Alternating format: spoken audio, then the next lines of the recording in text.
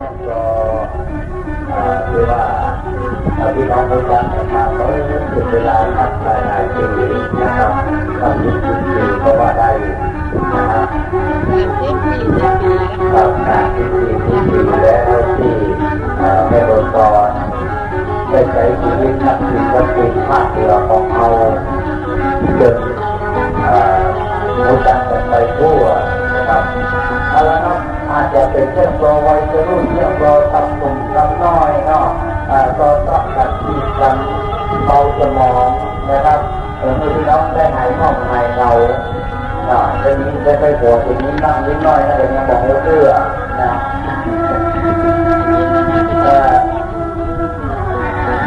ผมก็มาให้คุณนี่กับพระรามได้ก็ด้วยกันนะครับถ้ามาป้ากับปีนี้ก็ด้วยกันกับปีบอยนะมันจะเข้ากันห้องมาเข้ากันห้องมันได้ไปเล่นมาตึ้งกันอย่างนั้นมัวร้องมาคนที่ได้กันครับเหมือนว่าเข้าแล้วก็เข้ากันง่ายนะ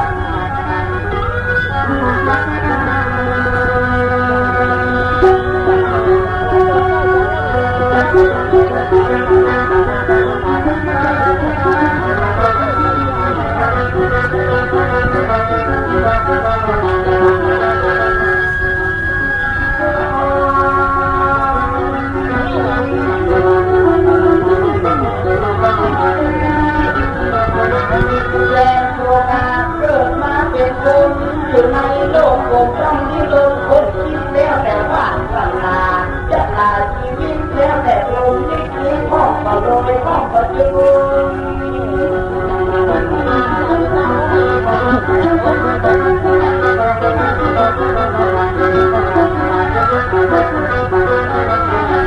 มองดูบางคนมีเยอะข่าวบางอย่างสักบางข้อก็ทุกนักได้หาเจ้าติดต้องทานหน้าดูต้องทานหน้าดำต้องก็ทุกยิ่งล้ำอยู่ดูหน่อยนิดนึงต้องก็เห็นโดยต้องก็โดยล้นว่าต้องก็ทุกเขาแย่บ่มีอันอยากกินต้องโดยล้นว่าได้กี่แนวพวกพี่พวกเดียวตามที่เลี้ยงอยู่ทุกวันต้องเจอ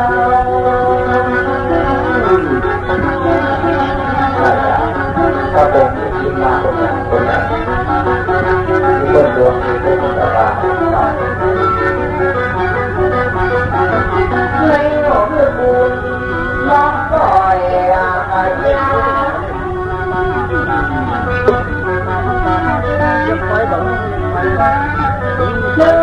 เจ้าว่าก็เรามีเงินมันมีเกียรติมียศมีอนาคตมันทุกวันเกิดทุกกายทุกใจทุกใจเจริญร่างกายดำเนินใจทุกการกระทำเขาไม่ขอถ้ามันต้องตัวเราเกิดมาถึงใจทุกคนมันก็ต้องการใจก็ต้องการใจมึงมองต้องการเอามาดำเนินชีวิตถ้าหายฝันเพื่อเราเพื่อเราอยากให้จะได้ร้องงานมาก็เอาไปเล่นมาจองเอาแหวนทองมาที่เหลือมันบ่มีเจ้าตาเขาก็อยู่ด้วยกันหัวมันจะลำบากนี่แหละน้องน้องนะเด้อ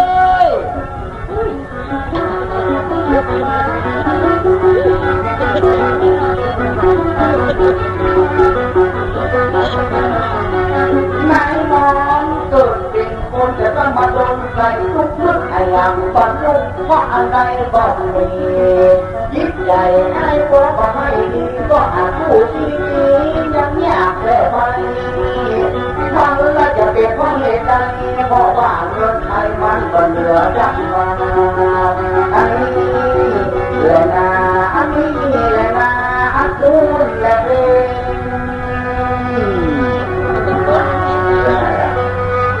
อะไรให้ก็เรื่องให้ยืมเอาแล้วให้ไปมามี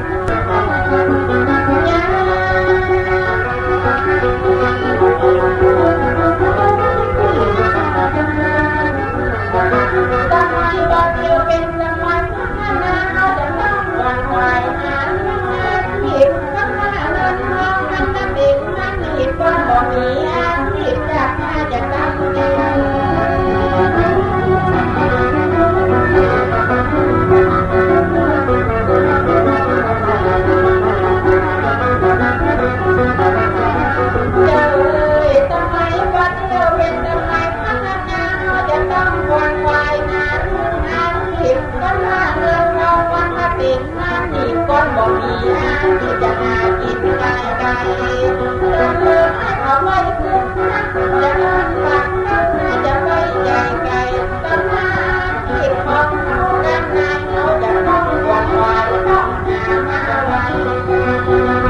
จะทางให้จะมีผลลัพธ์มันมีจิตต้นรู้ดู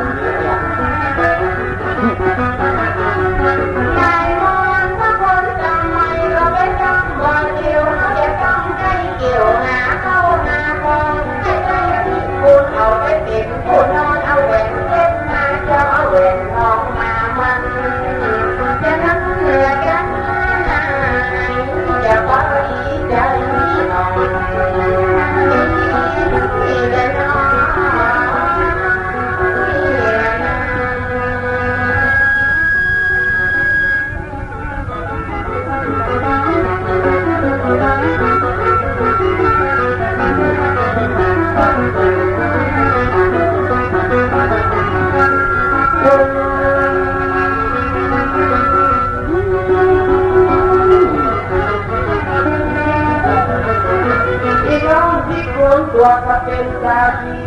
น้องก็ถึงมีกิริยามารยาทอยากได้ไอ้คนมีเงินสัก10,000 บาทให้แต่รู้ว่าชื่อมาเป็นของเปิดเมียแกนแกนแก้วม้วนเล่นมาที่คุณน้องก็เป็นกาลีตัวก็ถึงมีกิริยามารยาทจะได้ไอ้เรื่องคนมีเงินสัก10,000 บาทให้แต่รู้ว่าชื่อมานอนโดยคำนิ่งให้ก็มีนึ่งเต่ามาเป็นคำหัวเจ้ามาเป็นคำเป็นป่วยไปที่ไหนให้ก็เอาไปเลยเป็นคำเฮงเลยหัวงอยก้มงงทำตู้นี้เนี่ยมันทำยืนเป็นยืนเดี๋ยวนะภาษามันเราไม่คุย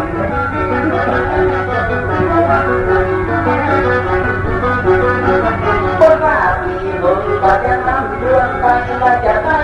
นายน้องของมาเป็นของ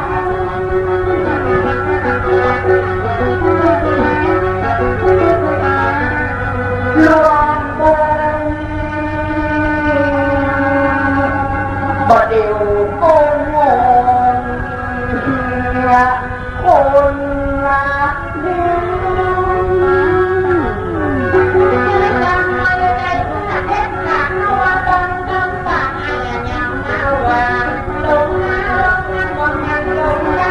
ล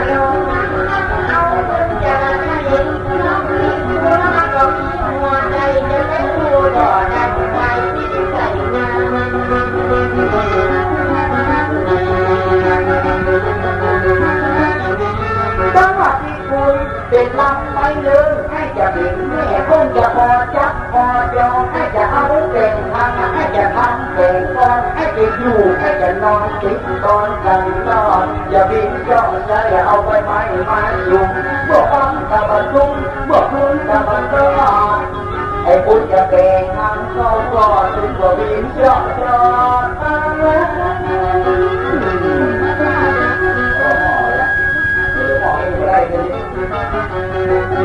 ไอ้คุณจะเป็นทั้งเขากอดขึ้นบรรทุกขึ้นบรรทอดย่างตัวไปไหนอย่าไปก็เห็นจะมาเฝ้าลายลายป้องกันอันตรายหัวคุณจะมาปั้นจะอยู่กองใหญ่ใหญ่จะเป็นทั้งหลวงหลวงไอ้ถึงมันไอ้ถึงหัวกับไอ้คุณเจ็บลงดีอะไรนะตัวกันเดิมให้จะอ้วนเอาหน้าปวดปวดเต้นนะเพราะว่าเจ้าน่าจะบอกเอาดีอยู่ตัวจะเดินนั่งจะเที่ยวกันดีอยู่น้องนี่คุณจะไม่ไหนว่ามันจะเด็กเองก็เรื่องกันหลับกันเด็กกันปุ๊บเด็กเด็กกับเจ้าเมืองบอกคนมันหัวจะนั่งน้ำลูกก็ใส่ตาจะมีก่อนน้ำนั่นเรียกว่า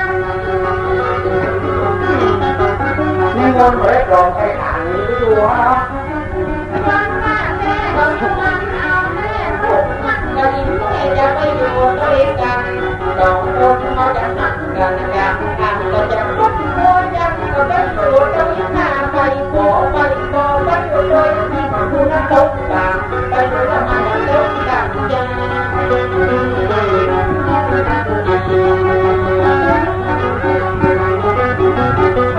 ฮักแล้วบนเรื่องลำบนเรื่องฮักว่าไอ้ฮักอะไรน้องหน้าเหมือนตาจ้าฮักกอง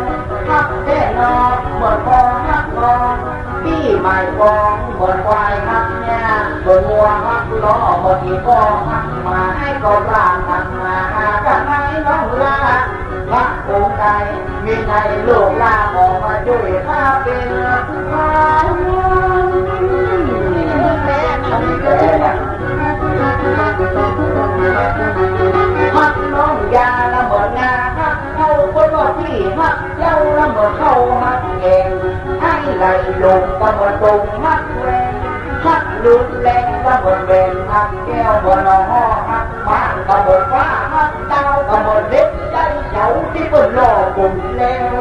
พวกเราไอ้ยามันกันน่ารักจริงๆหรออะไรนะวันนั้นมันบอกบักเหลือแย่แม่บักเหลือเก่าที่คนมันก็เป็นเก่าก็มันหาเงามันไม่มันบอดก็ว่าบอดหัวตุกอยู่ในตุกหล่นตกลงในบัดจงปากพวกจะนายกันเที่ยวทำก่อนก็จะพบตัวหนอจะพบวัวแค่ไหน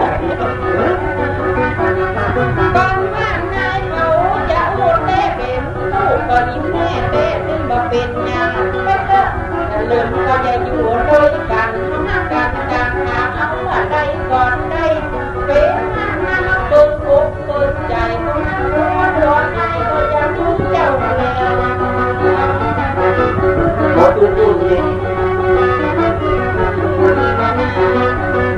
ไอ้คนเป็นเป่ามาแต่นื่นไอ้เป็นเป่าต้นก็ไปมาต้นทาง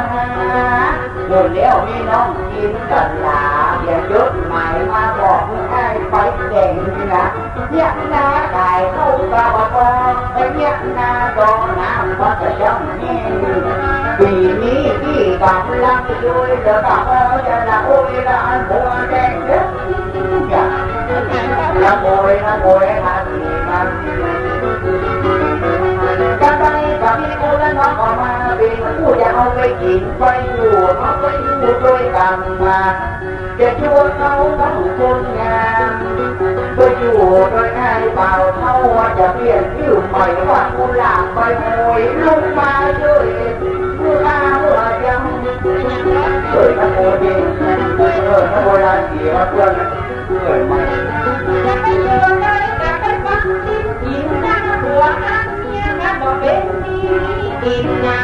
เต็มใจกับ ก็มีคนแม่ยิงขอมือมันยิงมันหากินที่บางหัวนายก็จะนำมันวัดไม่เลิกคนอย่าไปจับกันที่คู่กันที่จะเอากันที่จะหมดที่เส้นเหลือกัน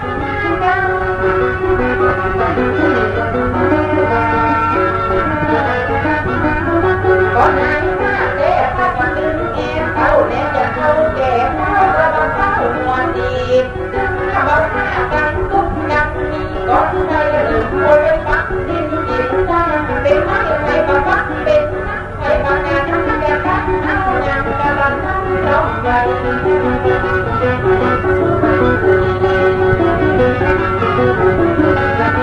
ที่น้องกับคนนั้นมาทำลูกที่กับบัวก่อนมาบอกมือวันละนี่ตอนนั้นเมื่อนั้นก่อนไม่รู้ว่าดูแต่เขาว่าเอ๊ะเอาว่าดูมาเอาบอกมาเอาดูมุยแบกวางรับมุยเข้าแค่ปิดลงบังใจไหลน้องคนงามชวนให้ก็คุยแล้วไปอยู่กับตู้เนี่ยเอาหัวเอาแล้วมันดึกองค์ลงมาเอาตังไปโหมาดอนลูกคนหาตั้งคนมาได้คนที่มีลูกกันว่าใจนายน้องมาเป็นกันผู้ก็ให้จะเอามาเป็นเจ้ามานั่งเฝ้าด้วยกันอย่าอุ้มเอาดีนายไปอยู่ในหีบต้องเนี่ยนะบอกกันเออนายผู้เมาหลวดตู้ตั้งนอกจะต้องกรอกพอทำได้จะปิดหลับฟังเอาดังเหมือนฟ้าลง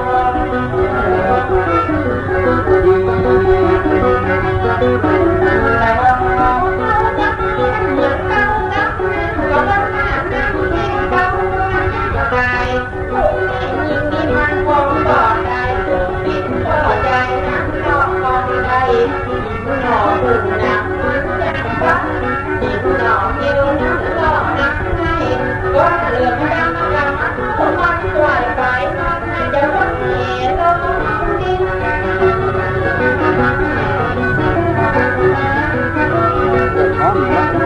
ไปช่วยกันเอาไปช่วยกันที่หัวเมาที่ที่ไว้ที่โลกที่หลังบังมันไปจุดบังมันได้กันเขาจะอยู่ด้วยกันเขาจนเขาเขาที่จะนั่งแบ่งมันนั่งเพราะมันกินตามมา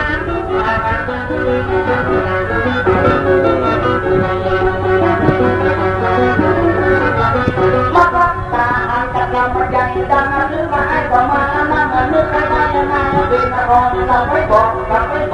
ไปอยู่ฟังรอให้พักกับเจ้าวอนที่คุณเต็มที่บอกว่าตัวเป็นบอกไว้บอกใจจะเป็นบอกที่ผู้ใดที่ให้จะคิดเต็มที่ให้จะคิดที่นี่ลูกหลานได้ละพูดต้องใส่นักเรียนกันได้ละพี่พูดน้องมาอยู่ตรงกลางตัวมาให้เดินน้องจะกินข้าวบ้านอย่างเดินที่แล้วก็กินข้าวไปให้จะตักน้อยไทยเอามาใส่ข้าวหลามว่าลูกจะกินชองว่าหนูจะกินงามจะเอาที่ภูมิเป็นงานลูกตุ้งงานเติมคือขลังงานก็โอ้ไปลงนั่นเห็นไหมเลยไหม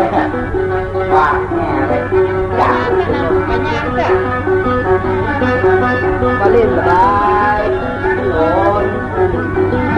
ตัวเป็นคนถ้าจะเป็นคนเด็กก็มันอย่างมาเด็กก็ไม่เป็นเด็กดีหัวก็ดีถ้ามีเนื้อก็ดีจักลองดังที่จะเป็นดีมีขั้นไม่การนักจ้องใจแบ่งคือบ่มีเมียบ่มีเงินช่วยกันทับแย่หัวก็มันถ้ามีเมียก็มันถึงจะบันมาบันเลยปัญหาเดียวกันนี้ค่ะก็ว่าอนาคตของเราจะเจริญมันจะต้องมีเงินมาใหญ่มือซื้อกินอยู่ด้วยกันจนคนเข้าดินทำมาหากินสืบไปกันหน้าจะต้องมีหน้าก็มันถูกทำถูกฟังไกลไกลยังไง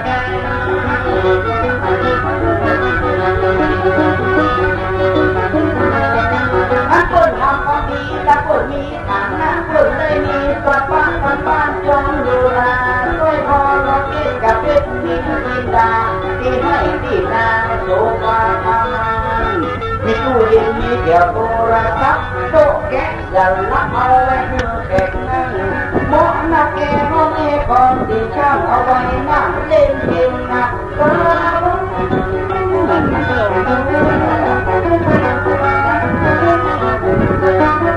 ฐานะบนดีและบนมีความสุขมีนาฬิกาปลุกมีนาฬิกาแบบรถเครื่องรถอีกรถอีกรถแรงนี่นะรถอีกแรงหน้าเครื่องหลักอ้อยเข้ามาพักผ่อนนั่งพอดีดีโออาหารของนิโก้น้ำลายคนเราอย่างนิโก้กันตัวหนังตัวจริงแล้วก็อย่างและน้องเป็นที่ว่าไม่เงินนะครับก็เป็นข้างจอบมีดก็เสียงเป็นจันลาแตกหอยาวเงินห้องก็ไปเนี่ยเป็นโชเฟอร์ขับรถห้องก็เป็นคนตัดผ้าตัดผมก็มาเล่ากันวันอนาคตก็ถ้ามีเงินก็มีเกียรติมียศอนาคตมันเป็นงานเงินมีทองนี่สบายเป็นหมอเก่าก็เป็นหมอปักห้องก็ไปนักเป็นหมอคนห้องหากินก็ไปตั้งเวทมนต์ห้องมาเงินก็ไปตั้งงานดันก็ปุ๊บยังที่ก็มีอิทธิพลก็เพราะอำนาจเงินมันมาโดนหยิบกัน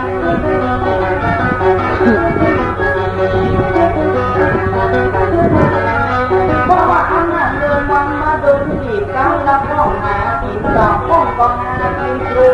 ห้องก็จางยาห้องก็จางบุญห้องก็มีบุญมาเป็นรับฝันเลยห้องเล่นดนตรีห้องก็เล่นละครห้องก็ติดก่อนติดจะคนชื่อชาวย่านงามแล้วก็ติดพักเนื้อป่วยมือบนเนื้อบนเนื้อบนจิตเนี่ยมีลูกต้องการเงินจะมาเล่นห้องก็ไปแล้วอุบลห้องก็ไปกรุงเทพอำนาจเขตมันกว้างใหญ่ไม่กลางพดเดือน้ำมันหักเงินหน้าดำหักคำหน้าด้านห้องไปหาดใหญ่ห้องไปเวทลงเพราะมันเกี่ยวกับเงินตัวเดียวเท่านั้นดีและดาเดียวนั้นแต่ว่าเดียวนั้นรู้ว่ามันเป็นเจ้ามันมาเข้าหัวใจจะทั่วจะก็จะดีจะได้จะเป็นได้อดไปเอาร่างกายเข้าไปแรกถึงว่าจะทั่วเพียงร่างกายแต่ว่าหัวใจคนละผ่านแหนกที่น้องร่างกายไปเอาไว้คือแก่ก็มันต้องกันแหนกดังสตางค์พ่อก็หากินดีพ่อก็หากินเพื่อพ่อเป็นดาราเพื่อพ่อเป็นดาราดังก็มาอาชีพที่ใครไม่มันจะไปเหมือนกันมาจะลืมที่ให้ก็ถ้ามันก็ว่ามันมีทองมันบ่ทองจะลืมที่ให้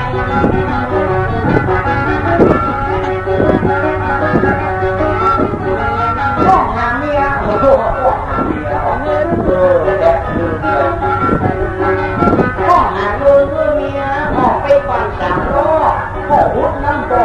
ห้องรอเจ้าห้องก็ฟังให้ใช่ว่าตัวดินรู้ตัวดินนั้นเนี่ยไปรถแก่ห้องก็เป็นดูห้องก็เป็นมอห้องก็เป็นยักษ์ชอที่เลือกว่าย้อยแก่แก่หากินกับพวกหากินกับแดดมันไปร้อยแปดห้องมั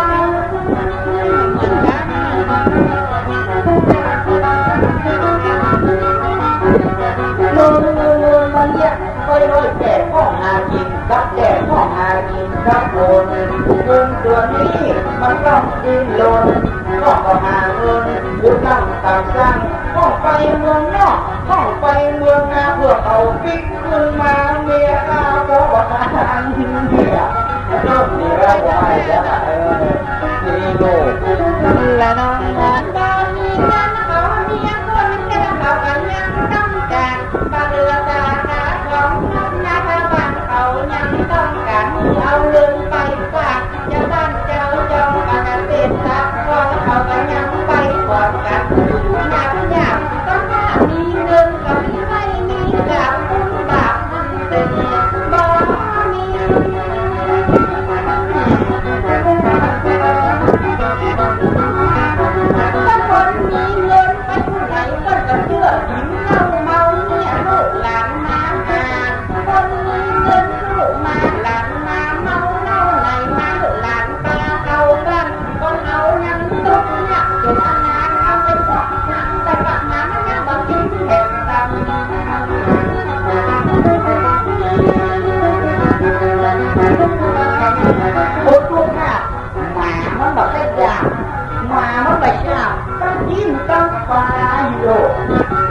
กินเหล้าแก้แมงดามันมาจับใจมาเพราะว่าแมงดามันหิวนะคนรวยกินเหล้าแม่โอ้ใจไก่ต้มใจซีอิ๊วอาหารพวกนี้มันบ่มีการอยู่ห้ามาแล้วก็ลิ้วหมดจับมองยักษ์เสียเลือดทุกมันทุกเรือข้างหน้าถึงบ่มียักษ์ปากบ่มียักษ์จะเดินยักษ์เสียเลือดมีเพียงผู้ดมสู่คุณใครมาขอยืมมาจุกมือยักษ์เสียเลือดมันขาดบาดเดียวยังบ่มีมึงมาทางใครเหี้ยยังบ่มีเงินเหลือหินมาทางใครหินอย่ามีเงินของมีกำคือของเมื่อใดจะถึงอนาคตผู้งานให้ฟังนั้นจะให้ฟังนะอย่ายังก็เวลายังตักมันจะต้องยังแก่จะเป็นเมาถือเดจะเป็นแนวถือเวลานั้นให้รู้จักเอาคำบอกแม่บอกถ้าเริ่มน้ำมันจะแผลเยอะให้พอจะแก่เจ้ามัน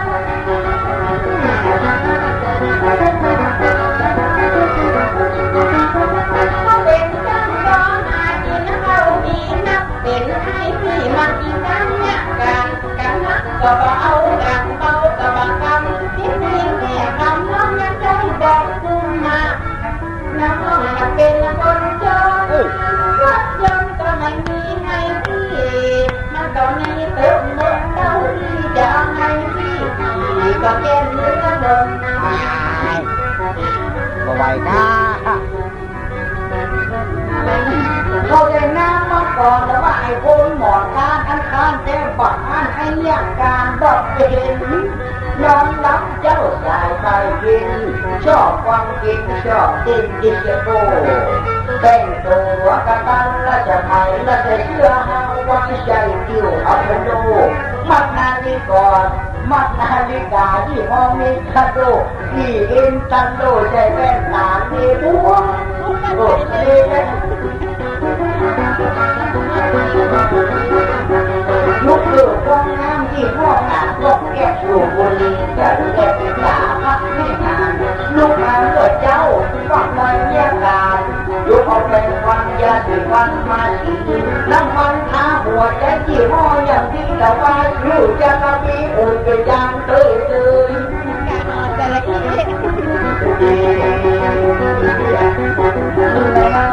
คนมีเงินนั่งอยู่บนจันทร์มันมาตกดำยาก็จะได้เหลือเกินอันนี้ถ้ามันเป็นอันหน้าเงินมันก็ได้เกินก็จะเดินผู้ดันนี่แต่เดินเขาก็มีปัญญาเราก็แน่นอนที่เราจะไปที่กันคนหญิงทั้งไทยนี่มันทั้งกันมันมาบอกลง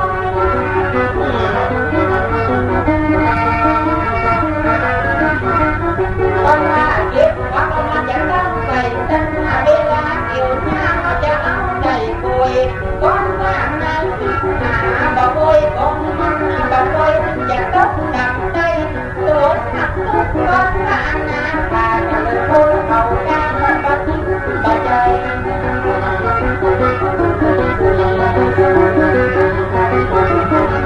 บอกว่าโลกนี้มันมาเป็นโลกของเขาแต่ถ้าเป็นโลกของเขาแล้วเขาต้องรวยเหลือเกินถ้าโลกของเขาก็ต้องมีเงินเมื่อสุดมนต์ของเพลงสักลาแต่ก็เขามันเกิดมาโยนกายคนมีเงินเราก็ดึงกลับมาถ้าเขามีเงินเข้าไปแถวในกาเขาไม่อยากกินแล้วนะโอ้คนว่ามีรถนี่ก็มีตึกเขาจะนึกสิ่งไหนก็มันก็ได้โด่งวังเขามีเงินติดตัววันละหมื่นกันละพันและแต่เกี่ยวหัวมันเหี่ยด้วยวังดังอันปะเจ้าเขาก็จับปะนักให้กระดูกปะโอ้ปะยาวให้ก็งูปะโนมาก็ฟัง